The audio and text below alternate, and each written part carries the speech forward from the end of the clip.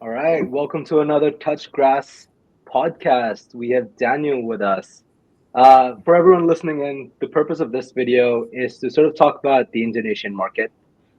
Daniel's been working in the Indonesian market for a while, and I'll let him introduce himself in a bit. But we basically want to shoot this as like a one-on-one video, for a pre-TGE project, for a post-TGE project, anyone and everyone that is thinking about doing some activations or doing some sort of GTM in Indonesia. I want this video to be the reference guide for them. Yeah, thanks Daniel for doing this. Do you want to give a short intro to start us off?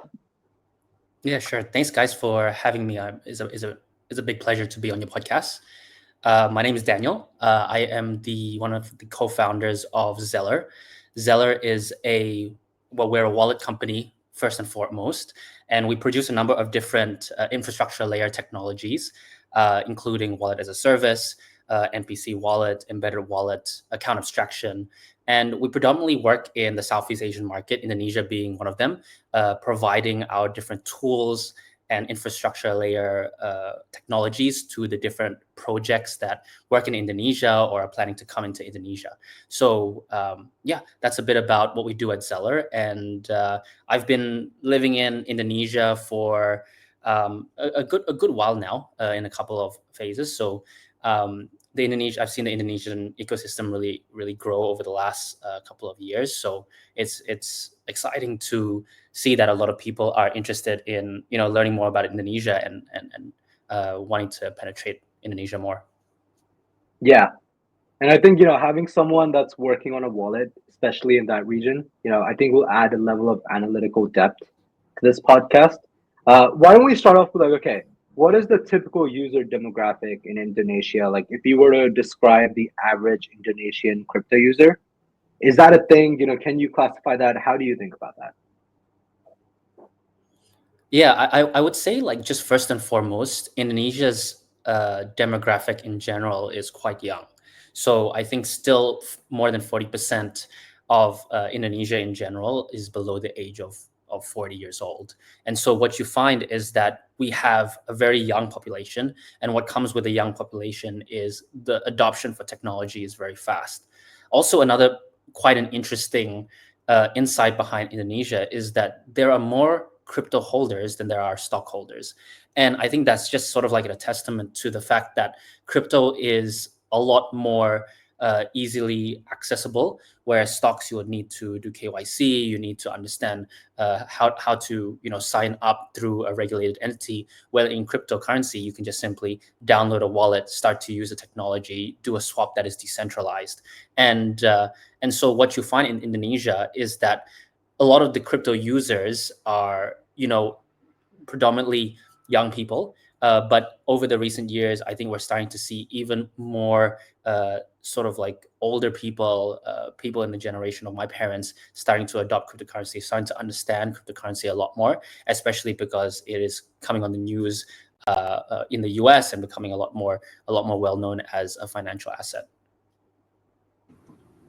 Great. And how do you think it compares to the Western audience when it comes to the user behavior, where from discovery to usage to trying new things in the crypto space? Like, how does that kind of distinguish from the Indonesian users to the Western market? Yeah, I think like there are a couple of things to note about sort of awareness and distribution that happens in Indonesia. So, uh, as I mentioned, Indonesia itself is quite a young um, demographic, and so what you find is that a lot of Indonesians are very attached to social media. So a lot of them get their information from TikTok. TikTok's a very strong penetration, and also even like Instagram and a lot of these social media sites, they get a lot of these information. I would say like you find that you have a level of demographic that is young in some sense, but also another interesting niche of demographic, which is Indonesia's infrastructure in terms of uh, even like cell phone usage, in terms of the reach for internet and computer usage is not as strong as the Western. So they would mainly use mobiles And also you have sort of like different regions outside of Indonesia, because Indonesia is multiple islands, right? You have different components of Indonesia, which may be different from the actual main cities, and the way that they get into crypto is much different. So I would imagine that when you think about the US, you have more, and Western side, you have more educated investors, people who sort of understand a lot more about cryptocurrency being more like an asset class, whereas Indonesia, first and foremost, is quite young, and also because the population is still developing, they sort of have a very high risk tolerance, which means that that's the reason why they're very keen on quick money, and that's why cryptocurrency is very attractive for them. So they would sign up, via wallets. It's quite a common thing because they don't actually have to use KYC. There's a lot of people who are actually unbanked, and because they're unbanked, they do not even have their own identity. They don't even have their bank. So using that might be challenging, but they can go in through a wallet, or they can go through something that does not require KYC for them to go through. And That is makes this sense. And like no, is go ahead, this KJ. yeah, and is this like you said that they have high risk tolerance? Why do you think like that is the case where a lot of these guys they're not investing in the stock market, but they're very eager to kind of get into crypto? Why do you think that's the case where their risk tolerance is very high? Is it just because of the younger demographic, or is there any other reason? Yeah, I think like Indonesia is such a unique. Um, I think it's very hard to compare the nature of how sort of like the Southeast Asian world sort of thinks about money compared to the Western world, and that's largely because there is a very large disparity between the wealthy and the not wealthy, and that's largely because of this large disparity. You find that when people have a way to get quick money, that's something that they would opt into. So that you see, although online gambling is something that's not legal in Indonesia, it's actually quite a common thing for people to do because they sort of like look for that sort of like quick money. And cryptocurrency is sort of the same. They are able to sort of find a way to get quick money rather than to do it in a much more slow and sort of disciplined approach that a stock market may warrant. So that's sort of like a bit of what we're seeing. I think um, it's really the nature behind the demographic, which is quite important, and especially the disparity between the wealth classes.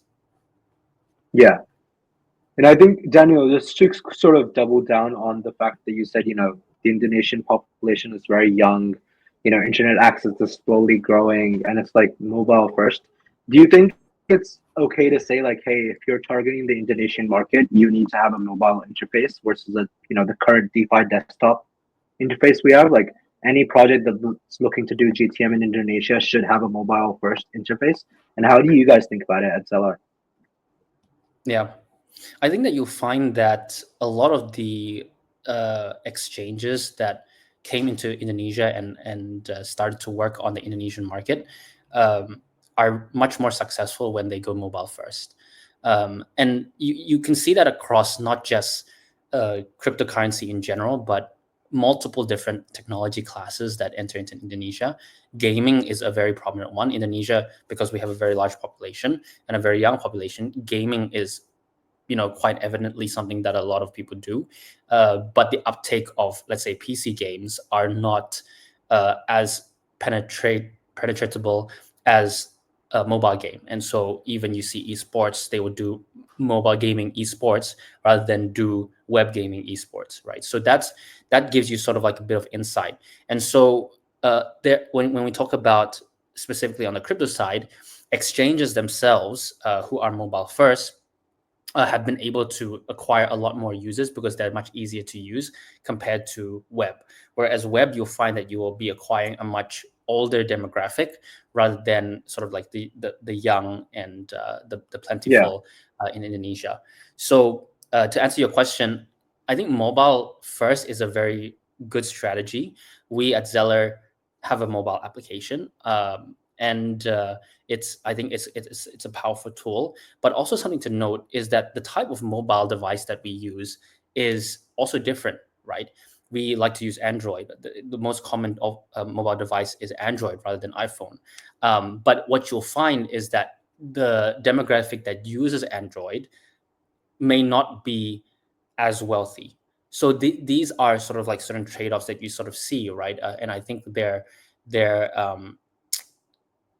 evident in the consumer decision, whereby if you find somebody in Indonesia who uses a mobile and is an iPhone user, they're probably more well off than someone who uses an Android, Yeah. right? And that would then lead to more uptake in sort of your usage. Yeah, that makes sense. And KG is going to relate to this a lot more.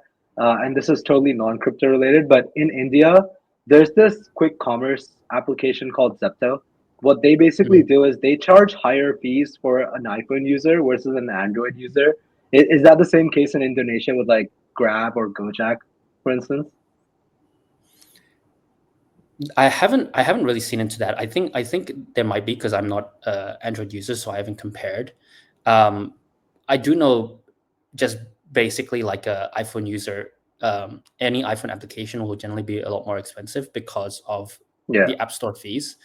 But I'm not so sure whether they do price discriminate in that way. Although if they do, I wouldn't be surprised. I think that makes a yeah. lot of It, sense. it, it was like a week worth content on like Indian Twitter when that came out. Yeah, it's really funny.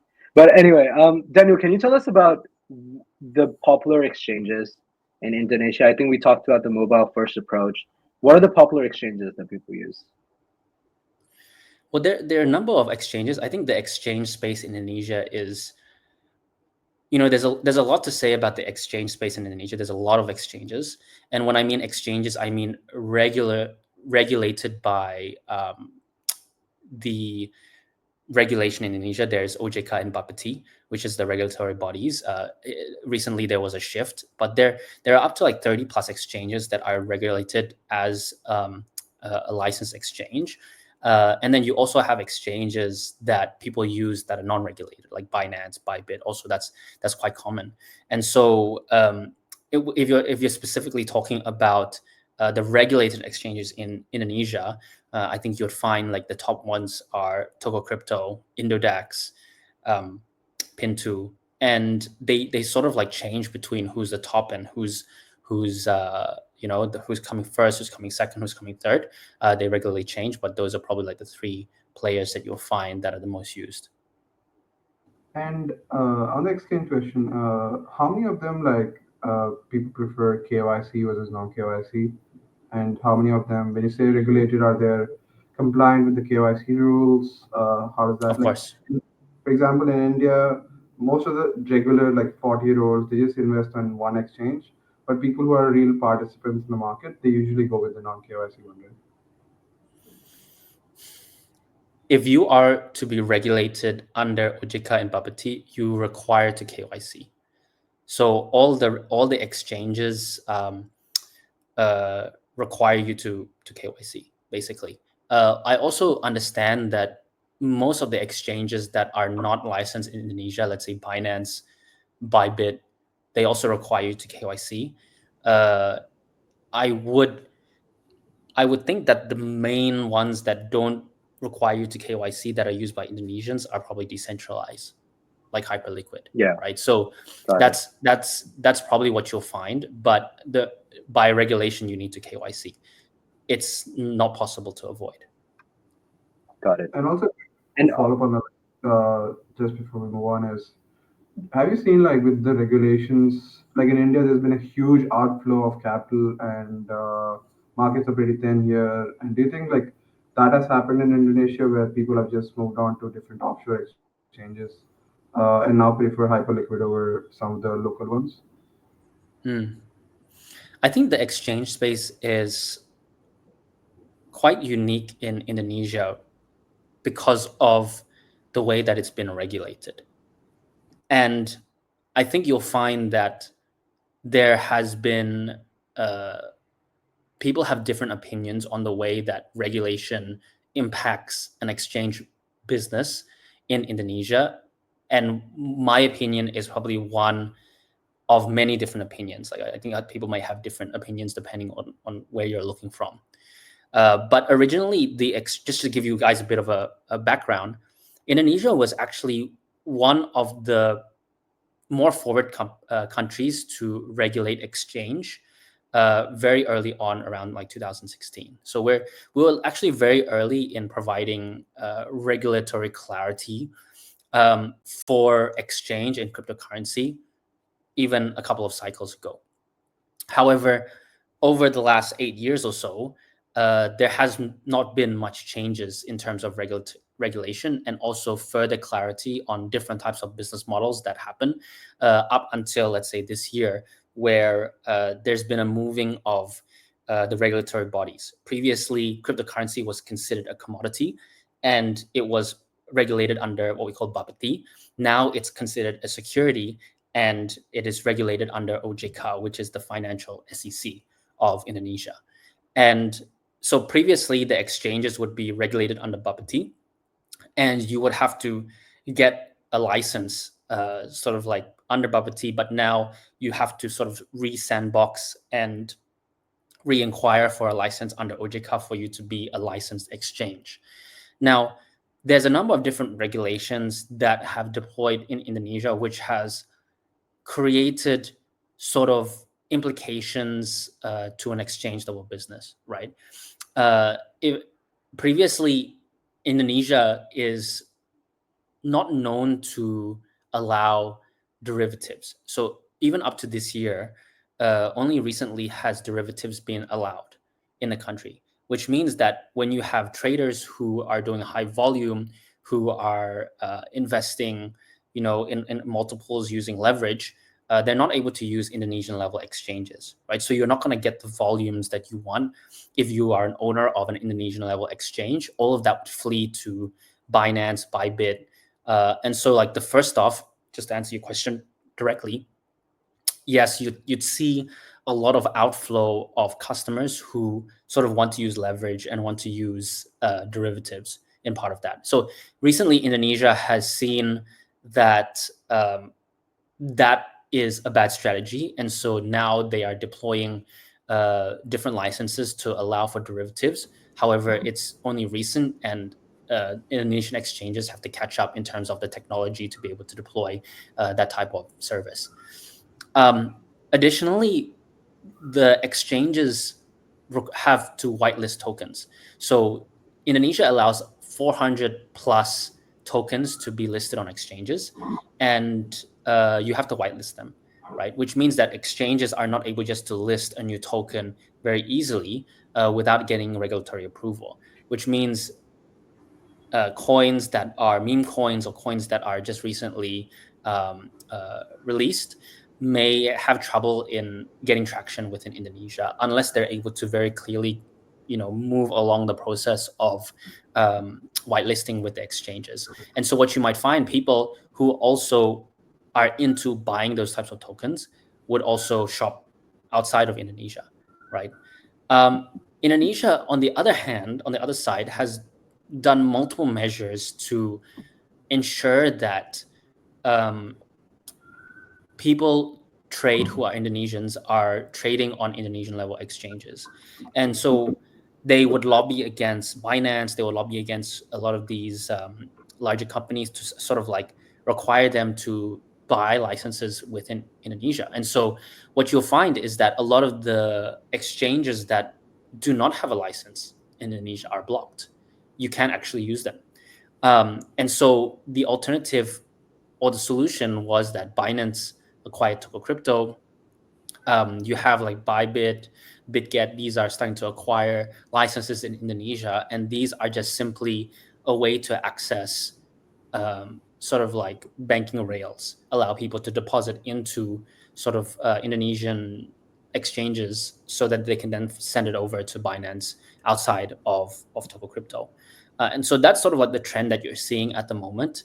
I think there are steps in the right direction for the exchanges to try to keep the trading within the Indonesian ecosystem. And I think that's much better for the Indonesian exchanges.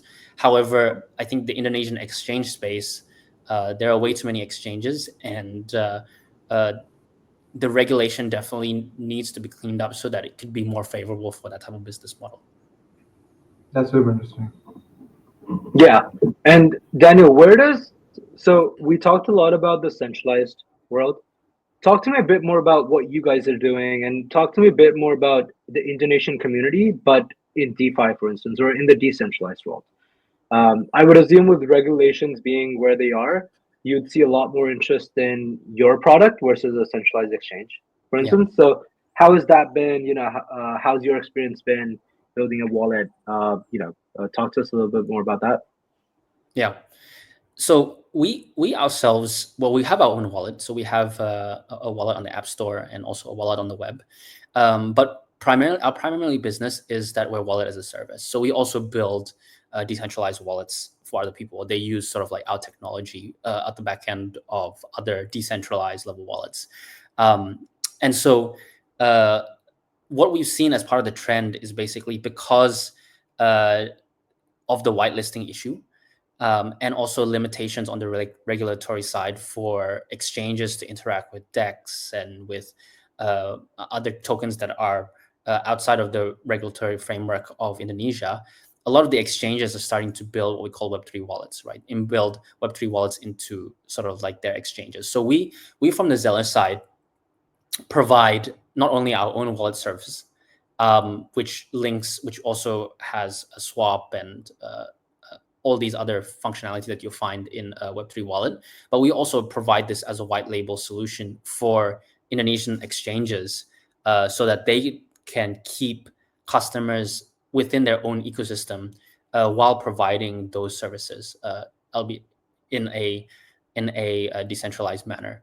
And so what we're sort of like seeing is that there's definitely a trend for exchanges and a demand for exchanges to want to avoid sort of like this regulatory restriction and sort of try to find countermeasures that would help secure their customers within their ecosystem. But I also see that exchanges itself is a bit of a limited business model because the way that the licensing works in Indonesia is very minute in the way that there are different licenses for different business models. So if we take a look at, let's say, the Singapore licensing body, like an MAS, you'd find that a cryptocurrency exchange and an on and off ramp would fall under the same licensing. Or you'd find that a cryptocurrency exchange and a custodian would be the same. Whereas if you take a look at Dubai, what you'll find is that they have a list of different variable crypto business types and different licensing.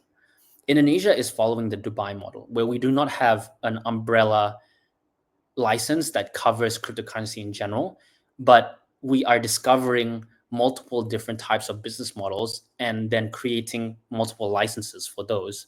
And so what you'll find is that the restriction of exchange license is only restricted to providing order book services, right? And then you would have to, if you wanted to do derivatives, get another license, right? Or if you even wanted to do custodian, you would need to have another license. So there is definitely a restriction in that. And what you'll find is that with more regulatory restriction from the builders aspect, you find that people start to opt into building more decentralized solutions.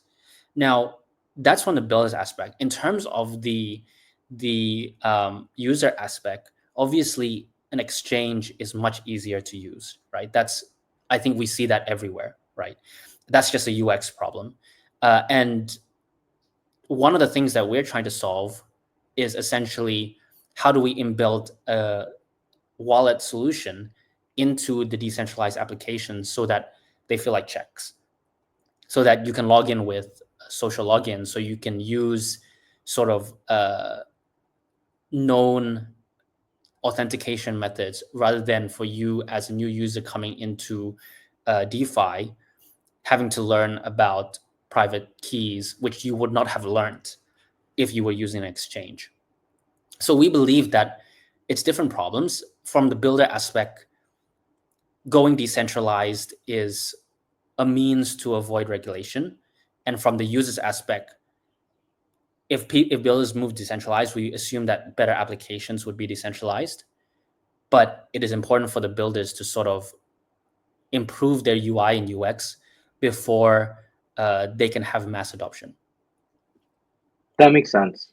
And another thing to add on to that is, since you guys focus a lot more on Southeast Asia, how do you guys think about like language? Because is it like the primary option is English, and then you have like all the different language options where people can toggle through?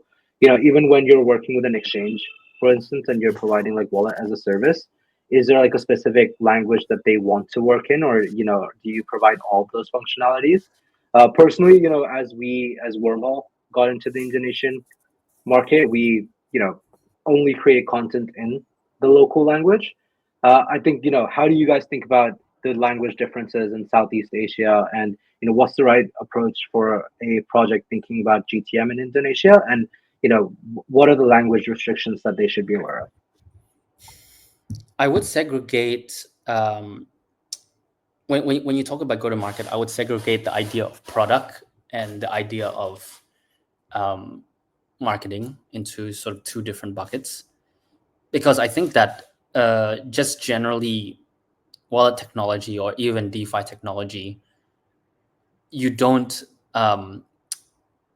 read that much when you use that technology. Even like exchange is pretty intuitive, right? You don't need to have it written in Indonesian for someone really to understand, because there's not a lot of words.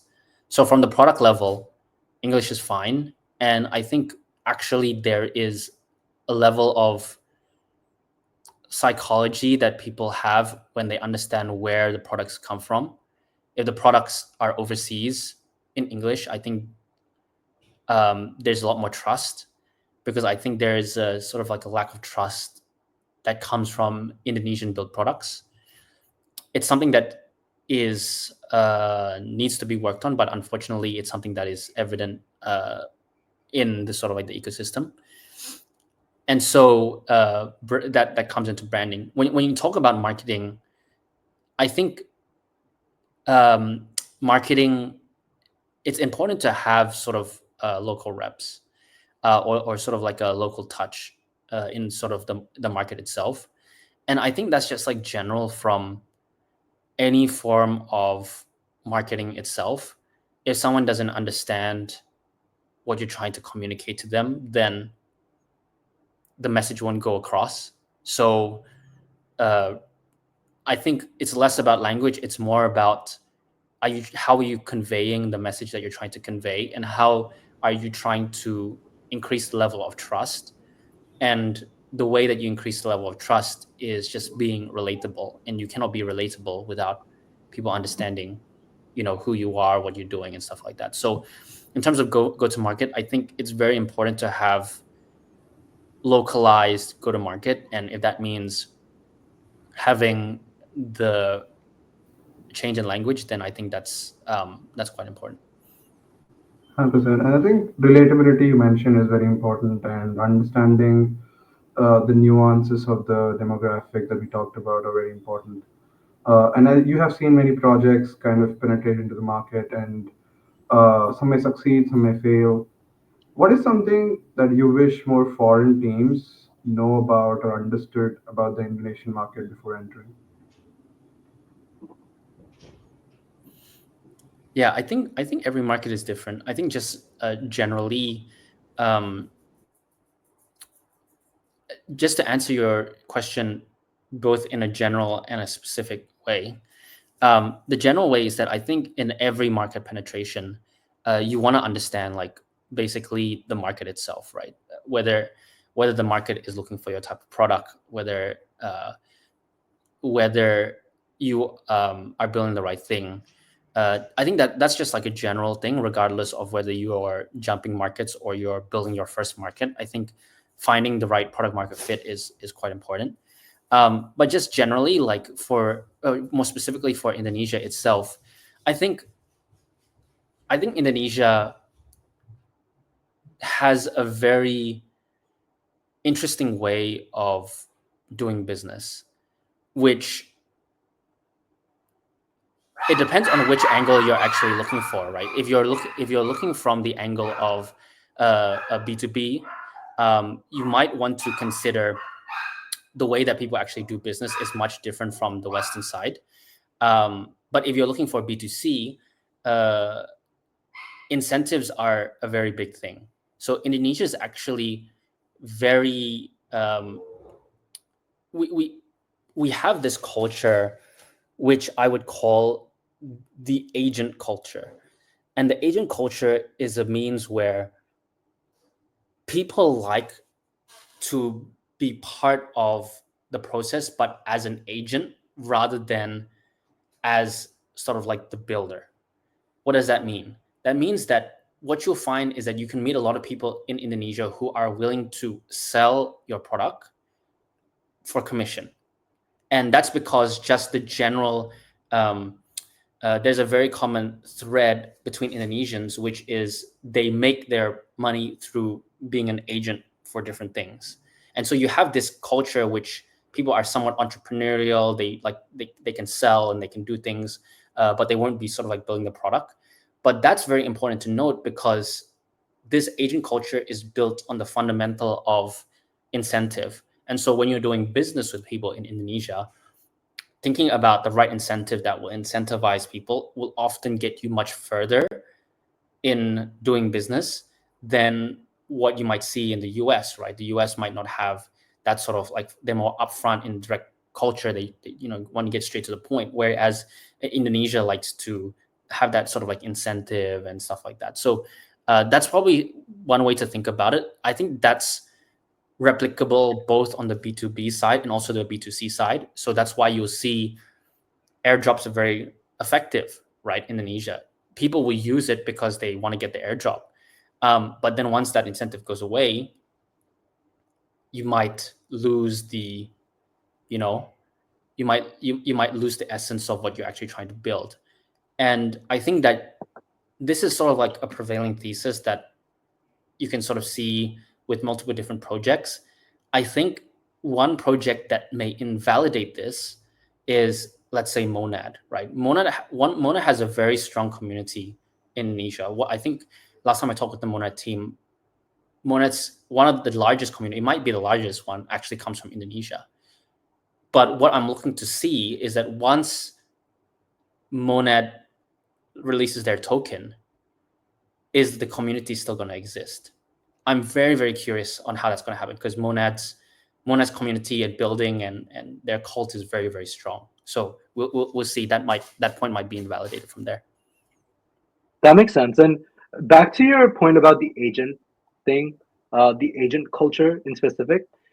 Okay, so what I'm able to sort of infer from that, Daniel, would you say that if a team had a very culturally relevant referral program dedicated to the Indonesian market, they would do a lot better? Like a referral program that led to an airdrop, they would do a lot better in the Indonesian market versus not having one. Is that something that you've seen other projects do, or is that something that Yes. Xellar Wallet does, for instance? Yes. That Got would it. be Okay. quite effective. Yeah. Got it. Okay. And then about Monad, what do you think attracts people to Monad right now for the Indonesian community? I think, Monad is a very interesting case study because Monad itself across the world has shown very strong cult-like community. They have a very strong meme culture, and I think a meme culture is very important because that will sort of create more willingness to want to participate in sort of the community. I think they are also very strong on the community. I'm unsure that on how much that culture has an impact to the building of their community because they haven't released their token. So that's the part which is I'm very unsure about. I think if we see that Monad releases their token, and what actually happens is the community not only maintains but continues to grow, I think that you will find that that's probably the playbook to follow, right? Whatever they did, it's very powerful. However, there is still a chance. It's not out of the probability that Monad releases their token and it becomes like every other chain that recently released. It sort of like dies down. Yeah, 100%. I think we talked about Monad as a pre-TGE project, right? They still haven't released token, and they're have the cult like communities, and they're like many such cases. But how does it compare to something that has released the token? And how do you see someone or a project where they release the token but the community is still intact and they still use the product and they really love using the product and they still are together and Yeah. connected? Like how does it differ from pre-TGE to post-TGE? Yeah.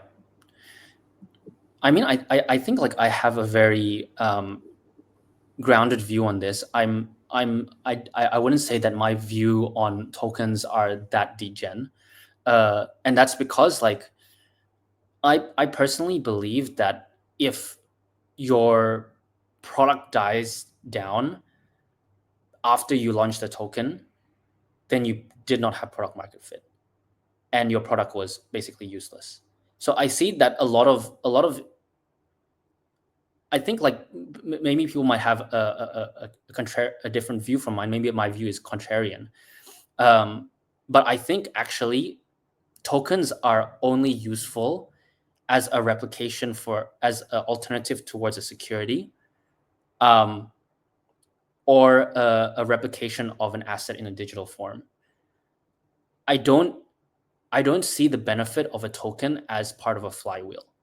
And that's because you could have easily replaced that by giving incentive in USDT, right? Let's say that you're creating a flywheel for someone to use your product, and you're just issuing a token only because it incentivizes people to use your product. You could have just easily made that incentive in USDT. There's no use for it to be a token, your own token. So my opinion is basically pre-TGE, post-TGE, and this is outside of layer ones. I'm talking specifically on the application layer. Because layer ones and layer twos are somewhat different. They're more like countries, and the token is more like a reserve currency as part of the country itself, rather than the application layer, which is sort of like an incentive model. And I think like if you have a post TGE and you're worried about the price of your token and you're worried about the use of your token, I think it means that you don't have a valid business model. And I see that there are many businesses out there who have a very strong token, but they only make money from OTC. They only make money from trimming their token. And so that in itself fundamentally is not a good business. And I personally believe will not survive more than a couple of cycles, essentially. Yeah. And so any business that can survive without a token is probably a much more sustainable business, and it's probably a business that makes sense to have a long-lasting community because the community itself uses the product. Yeah. And would you say that view is like the view that you are sharing with us right now? Would you say a lot of the Indonesian community has the same view about tokens? I think that it's not predominantly just the Indonesian community. I think you'll find that there are a couple of camps of people just generally within the cryptocurrency space. But I mean, maybe I'll share my view, and you guys might have a different view. But because I also used to have sort of like an unrealistic perspective of the way that a cryptocurrency business should be. There are definitely people in the camp that believe that launching a token is sort of really good and is a good business, and they use the token to sort of like raise for, let's say, an AI project or something that's something that they can eventually build a product out of, or they have a token that is part of a flywheel. But I think there is a certain camp that believes that that's the case, and in some cases it may be true to be effective, For example, I think a business like Athena makes a lot of sense to have something like that. But there are also a lot of cases where there are business types that doesn't make sense to have that. And I think that a lot of industries within the Indonesian space, just in the crypto space, sorry, not just the Indonesian space in general, does not make sense. I personally do not believe in things like SocialFi. I personally do not believe in things like GameFi, because I don't think that they're sort of like fundamentally good businesses. I think like you could just simply switch the token with a USDT that could be used as an incentive model, right? So those are sort of like that's sort of like what and I think people sort of think that that's sort of like a good business, and they might be right, I might be wrong. They might come out with a good business model that makes sense to have a token and it becomes part of an ecosystem. I think that's rare to have, but I think people are still sort of like disillusioned that they think that's sort of like a good business. Whereas the good business is if you didn't have to have a token in the beginning.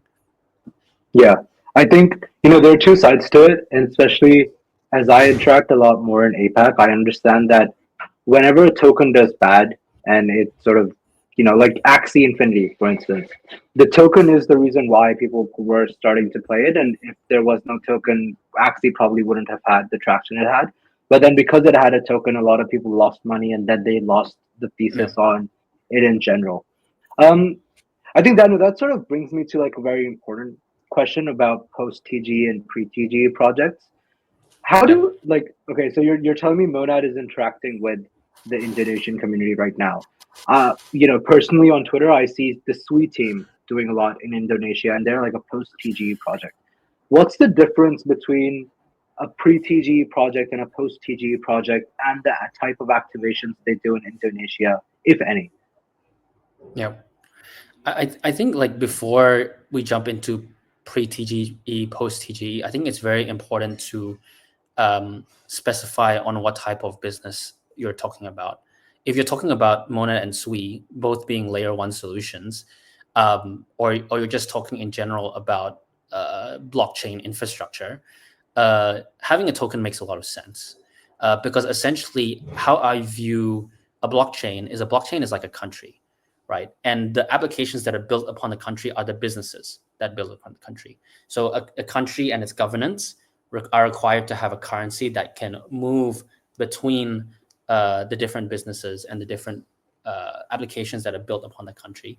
And an on and off ramp could be like a plane coming into the country, bringing more money or bring money out, and import export.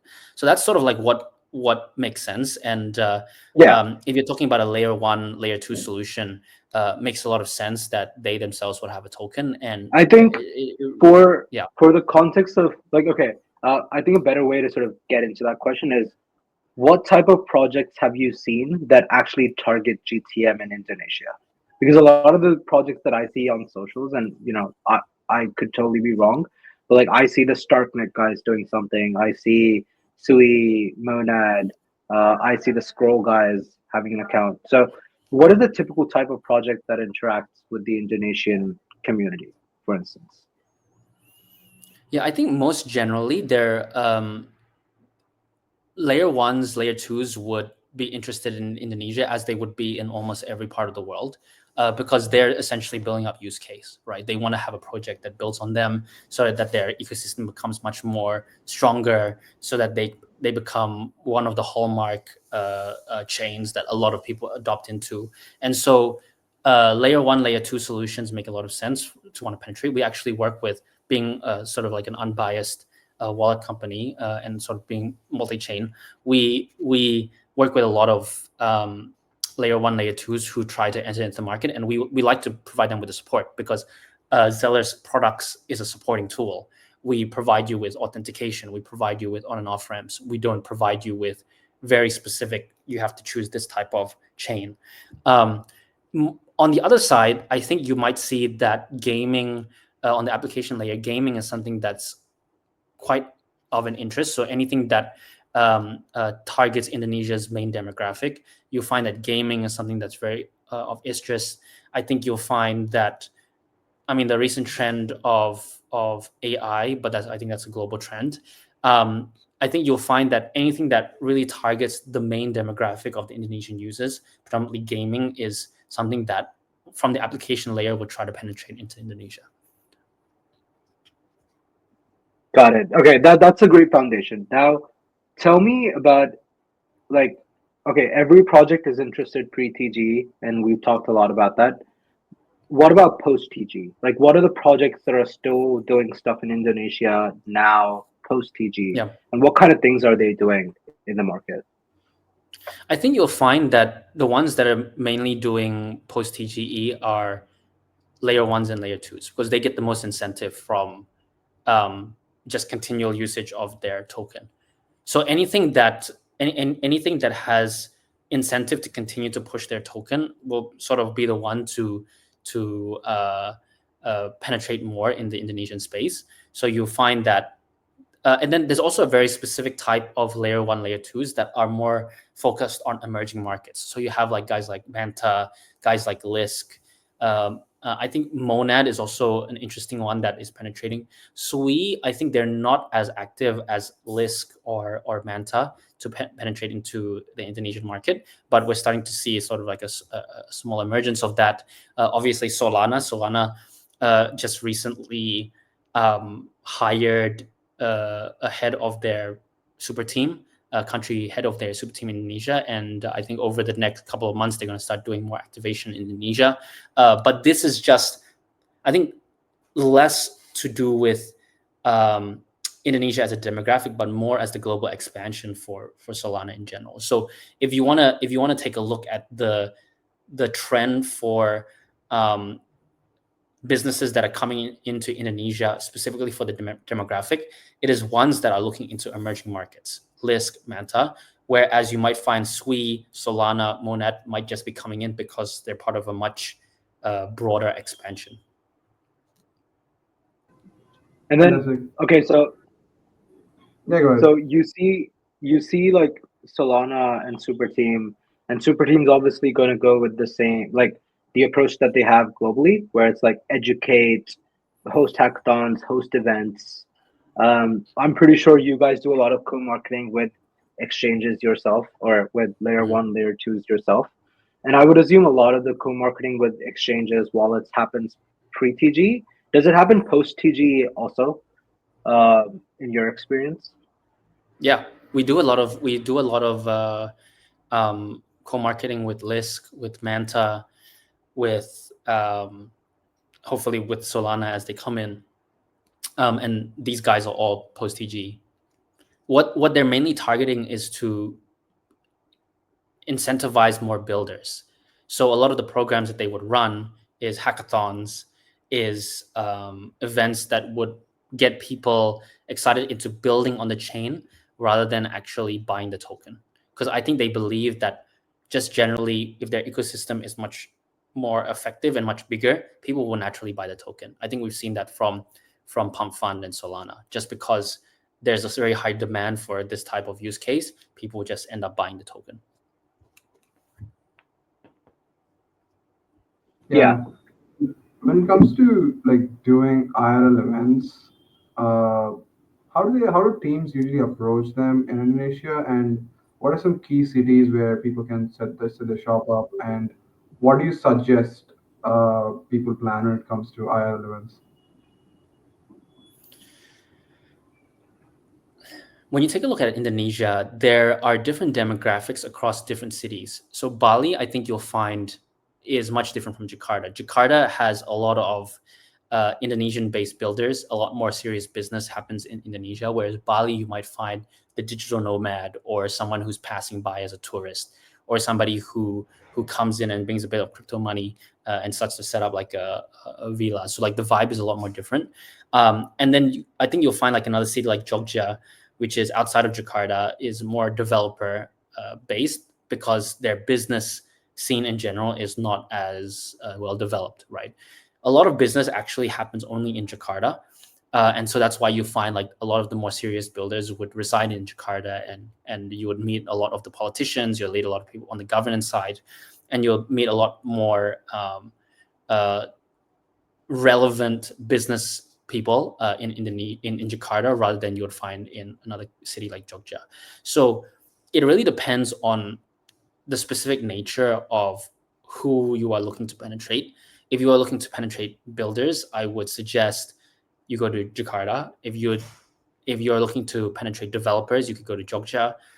If you're looking to penetrate retail, you could go to Bali, and you might find that this retail is not specifically just Indonesian retail, but tourist level retail that may come from other countries outside of Indonesia. And so those are sort of like the different nature attributes of the people that you'll find in different cities. And I think it's important if you do an event really to find the right demographic and the style of event that matches that. So we do various types of events. We don't just do networking events. We just don't do speaker panel events. We sometimes do private dinners. We sometimes do career fairs. There's different things that we do more specific to the end goal that we're trying to achieve from the event itself.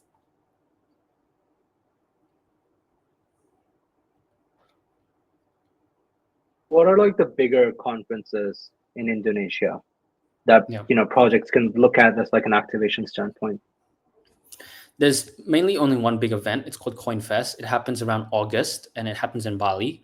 CoinFest is, I think their approach is they want to make it a festival-like crypto conference. So it's something that includes, sort of like a beach-style setting, or like a more of a outside side setting where it feels more like a festival rather than actually an indoor conference. You do have some smaller conferences, but they're not on the scale of CoinFest. And I would sort of compare the scale of CoinFest to still be on the level of probably like GM Vietnam, or it's not on the level of token. Probably on the size of Korean Blockchain Week, something like that, right? But you do get like 100+ side events on that type of event, and I think it's a good way to understand a bit more about the Indonesian ecosystem, because all the builders in Indonesia will fly from Jakarta to Bali during that period. Got it. And you'll see a lot more like foreign participation, or is it more like the local Indonesian? Like, for example, in ETH India, 98% of the people there are like Indian builders, people from the Indian ecosystem. Is that the same thing in CoinFest Bali?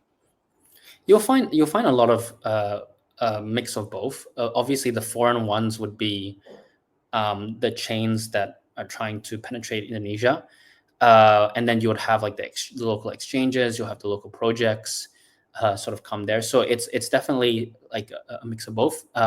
I don't know how much CoinFest attracts foreign retail compared to something like Token.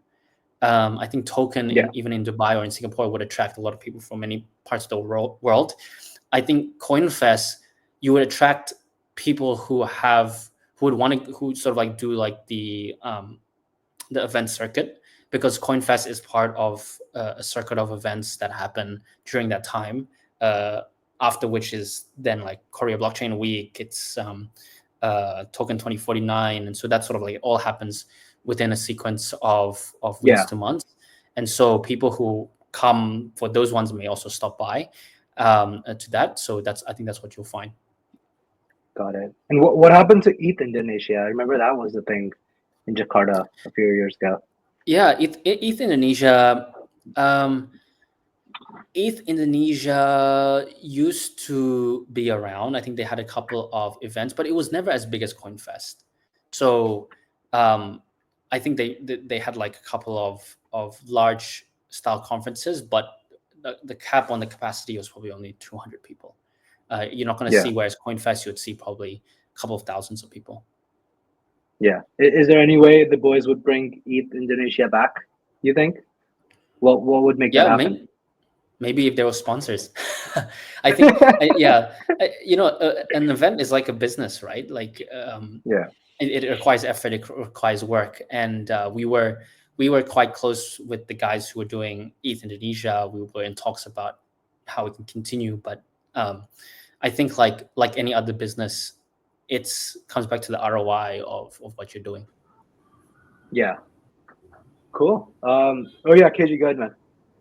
Yeah, and something we usually ask and curious about different markets is also the type of influencers and type of creators that are kind of spreading the word in the region and also bringing more attention to their markets. So, what's like the KOL scene in Indonesia? Are more creators emerging right now with the last couple of years? Like, just what's the KOL scene in Indonesia? Indonesia has a lot of KOLs that talk about tokens. I think there are a number of different, and I'm sure this is also the same everywhere else, but you have a number of different KOLs for different categories. Ones who talk about investing in general, ones who sell courses, ones who are very degen and shield tokens, um, ones who talk about airdrops. Still, the primary mode of distribution is TikTok and video based KOLs. So you find that a lot of them actually make video based content, less on X. And so I think like if you're looking to get wider reach or penetration in Indonesia, you would want to look for a video-based KOL rather than a written-based KOL, and that's just because video is much easily more consumed, and the literacy rate in Indonesia is not as high as the Western countries. So I think that's a trend that you'll find. But yeah, there is a prominent KOL scene. There's a couple that are much more attract more attention than others. Some that do not even shill tokens, but just generally attract and sell their own courses, and so I think like there's definitely sort of like an education is definitely there, but I do think that a lot of the reason why people listen to KOLs is again coming back to them trying to make a quick buck, and a lot of the KOLs and the content are sort of angled in a way for someone to learn how they can extract value out of the crypto ecosystem rather than build value in the crypto ecosystem. And so that's why you would see the ones that do very well are ones who talk about tokens, the ones who talk about airdrops, the ones who talk about investing. Those are all extraction of value, right? You're trying to make money, whereas they're less about educating about how to build an actual business. And I think that is something that's definitely needed, but I do understand that that's also, much harder to do. Great. And you mentioned that people like they view TikTok more than, let's say, text-based content. So when someone is kind of marketing in Indonesia, do you think all the campaigns should be centered around, or they should focus and prioritize TikTok more than Twitter? I think it depends on what their goal is. I think if their goal is to, yeah, it really depends on what your goal is. If your goal is just to get reach, maybe TikTok is good. If your goal is to increase and get more whales to buy your token, maybe TikTok might not be the right angle because the demographic is not there. Maybe you want to look at something like Telegram or something where people have their own call groups, right? And I think that's probably the same everywhere else, like the alpha groups that sort of increase the volume. And so, really, I think just not to be too generalistic and reductive, I think that it really depends. Got it. Do you want to give a quick shout out to a couple of creators that you follow on a regular basis? Yeah. Well, we on Xellar, we have actually on our team, our marketing team is made up of two creators, Teresa Lerns and Ajung Talks. So just give them a shout out. They also handle the marketing on our team, and yeah, we'll follow their accounts. Cool. All right. I think we're closing up on the full hour, Daniel. One thing that we ask all of our guests as like our premier cut, what's your number one advice for any project that's coming into the Indonesian market? What is the one thing that they need to get correct? I think like I think it's very hard for me to give a bit of advice because we we are we have a lot of Indonesian customers, but that's predominantly because we're living here. I think like if I were to be the reverse and say, what is my advice given that stance if I were to go to Vietnam and stuff like that, I think it's going to be sort of like different. So it's very hard to speak for what the advice is. I would say like what I would think about is finding, if you really don't know anything about the market, is to really find a partner to work with. I think that's a lot more effective than to sort of like figure out how to get into the market and really not learn. I do understand that it's also very, very hard to find a good partner because, people have their own incentives, people want to do their own thing. And so we understand that fact. And, like from Xellar's side, where we're always happy to work with people trying to enter into the Indonesian market. I think working together with a partner who understands the scene a lot more can be a lot more effective and a lot more productive use of budget rather than sort of like guessing and throwing things at the wall. So that's probably like the number one thing. That's probably what I would also do if I were to go into another country. And that's what we are doing when we go into other countries. And so that's probably how I would think about it. Yeah. Got it. Find a partner. That's the number one advice. Cool. All right. Thanks so much, Daniel. Thanks for doing this. Super pleasure. And I hope to see you in Indonesia very, very soon. Yes. Thank you. All Thanks, right. guys.